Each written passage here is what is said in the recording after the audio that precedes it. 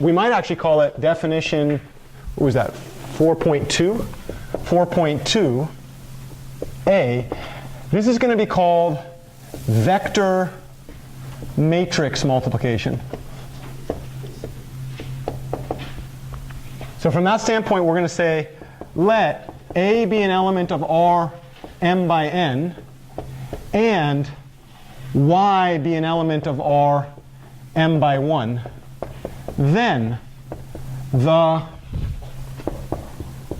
row vector matrix product, we're going to call this Y transpose times A. How big is Y? M by 1. How big is Y transpose? 1 by M. How big is A? M by N. We're going to think about, instead of the vector being on the right, and then we think about the passive element on the left, what are we going to do? The vector is now on the left, and we're going to think about the passive element on the right. So now we're thinking about the matrix on the right-hand side. That's the thing we're going to hit with multiplication. And we hit it by the vector that is 1 by m. Let's go back to this example. When we said that we were going to take a matrix times a vector, and we were going to put the vector on the right-hand side, hit the passive element on the left-hand side, what did we say?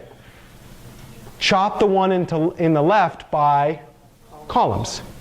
We chop, if the passive one's on the left, we're going to chop it into columns. And then we say that the matrix vector multiplication is a linear combination of the columns that we partitioned.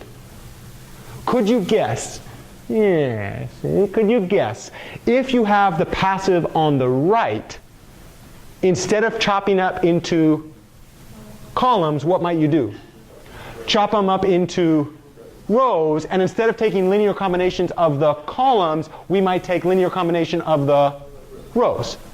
If the passive is on the right, we're going to chop into rows and then take linear combinations accordingly. What does Y transpose look like?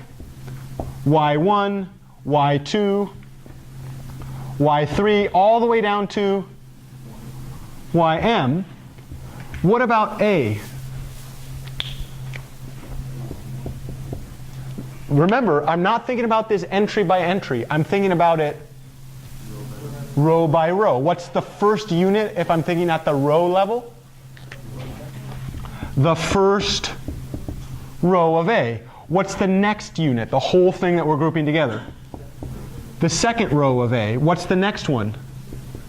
The third row of A. All the way till I get to the bottom, which is what? What's the last row of A?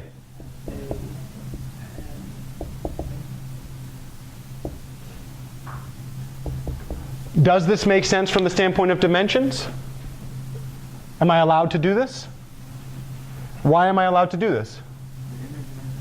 Well, yeah, the interdimension degree is a nice thing to remember to check, right? But what's the more interesting statement having to do with linear combinations and one of the fundamental operations? What is a linear combination constructed from?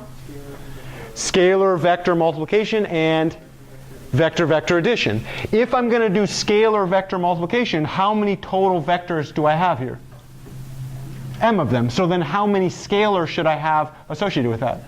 M of them. And that's exactly what that says when we say the inner dimensions agree. Okay, let's go ahead and write it out. This thing is now Y1, Y2, Y3, all the way down to Ym.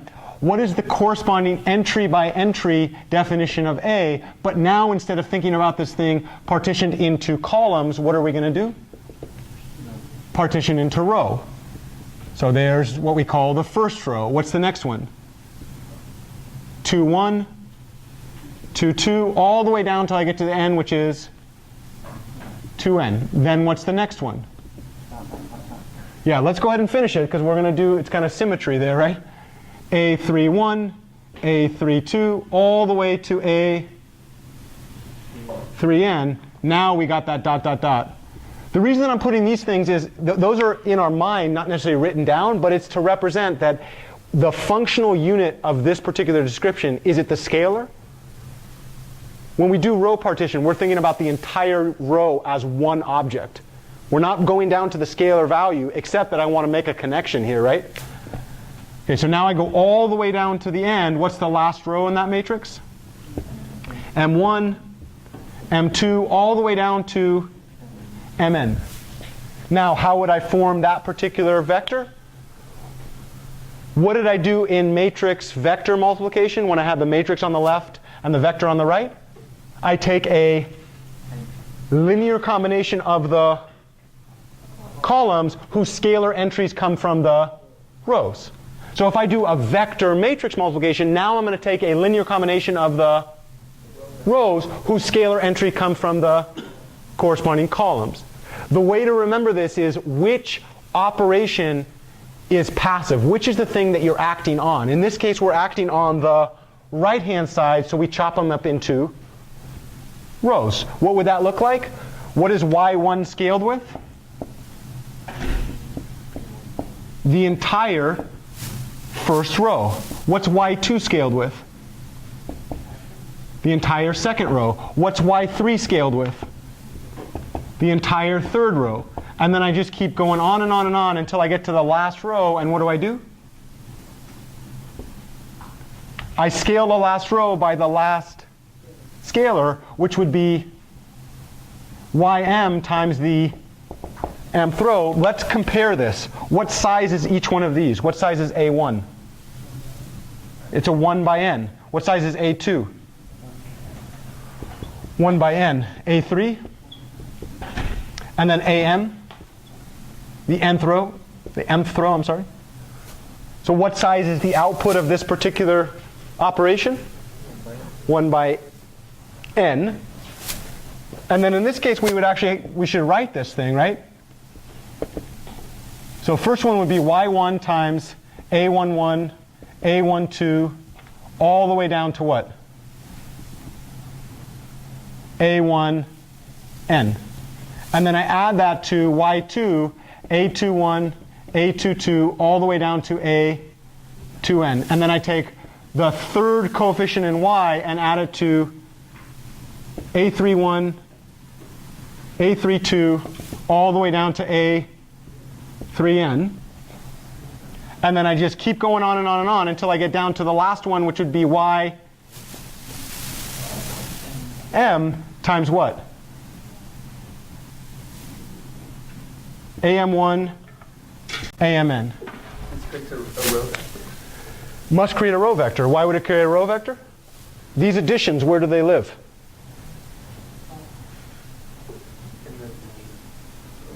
In row space, right? So now all I have, I have something like this. I mean, this is kind of a brutal row vector to write out, but we can do it. 1, 1, 1, 2, y1, a1n. And then I add that to y2, 2, 1, y2, 2, 2, y2, 2n. And then I just keep going on. I mean, I guess if I'm going to be real formal, y3, 3, 1, y3, 3, 2, all the way down to y3, 3n. How many total do I have? ym, m1, ym, m2, all the way down to ym, mn. And what that implies, do you see why I say this is brutal? Do you see why we prefer column vectors? How long, if I actually write this row vector out, how long is it going to be? It's going to go out the door, right? Or I would have to like wrap all the way around and go to like that board, right? You want to see me do that? Say no. Let's do this. This is where all of a sudden you're going to see why I did what I did. What's the size of the output of this particular vector? This matrix multiplication, I mean. Yeah, so the output, if I called this thing, I don't know, R for row, this thing would be what? 1 by n, right?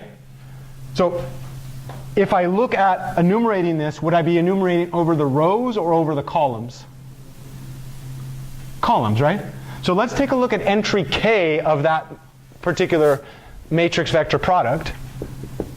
So if I look at entry k of y transpose times A, what is entry k? Well, let's look at entry 1. What would entry 1 be? y1a 1 1 plus y2a 2 1 plus y3a 3 1. Do you see what's happening with the individual indices on the vector entries of y and the row indices on the matrix? What do you notice about those? They're identical. What do you notice about the entry of the output? Where is it marked by? The column, right? So if I looked at column 2, could you guess? y1, the index on y matches the row index on A. It's column 2, so what column index is there? 2. What's the next one? y2 a 2 2 plus y3a 3 2, all the way down to ym a m2. Could you guess what we would say in entry k? y1a 1. Look at it. What's k here? What's the column? It's 1. If I add all those up in the corresponding space, what's the column index associated with all of that? 1. What about this one? 2. If I go all the way to the last column, what do I get? n. So what's the kth column? It would be y1 times a 1k plus what? y2 plus a 2k plus y3 plus a 3k. And I would go all the way down till I got the last row vector in that linear combination, which would be what? ym times amk. Check this out. We now have a way to turn inner products into matrix vector multiplication.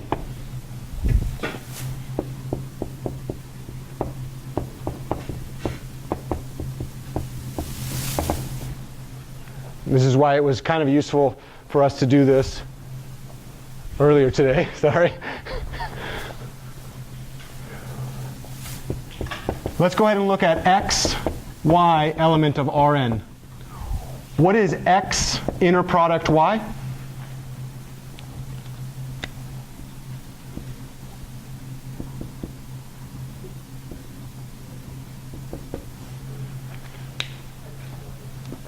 Yeah, it's the idea that I can take x1, x2, all the way down to xn, and then I multiply by y1, y2, all the way down to yn. And then what did I do? I said that this is x1, y1 plus x2, y2 plus xn, yn. I would like to do something. I'd like to think about the right-hand thing as passive. That's what we did earlier, right? If I multiply by passive, what did we say if it's on the right? What did we do? Chop into rows. So now I want to think about each one of these things as a full row. It's a really, really silly row because it only has one entry in it, right? If I think about this thing as a full row, what is the corresponding matrix vector multiplication problem, or better, vector matrix multiplication problem that I would use to calculate that? And think about it this way. When we go back here, what did we do when we took y transpose times A? We chopped A into rows, and then the ith row of A was scaled by the ith entry of the vector on the left-hand side. Okay, let's go back over here. Here we're going to chop the right-hand side into rows. The ith row of the right-hand side is going to be mapped to what entry over here? Yeah, what is the first row corresponding to if we think about this as a row partition? Here's the whole first row. What scalar am I going to hit the first row with? x1. How about the second row? x2. All the way down till I get to the last row, and what am I going to hit it with? xn. Well, what is that?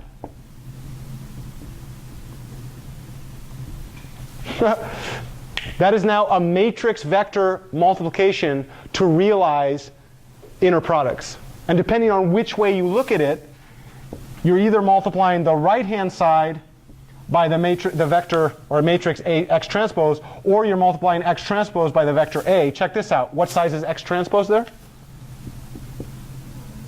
1 by n. What size is y? n by 1. That's why it's really helpful to think about that. Thus, we have now realized that an inner product can actually be written as a matrix vector multiplication problem.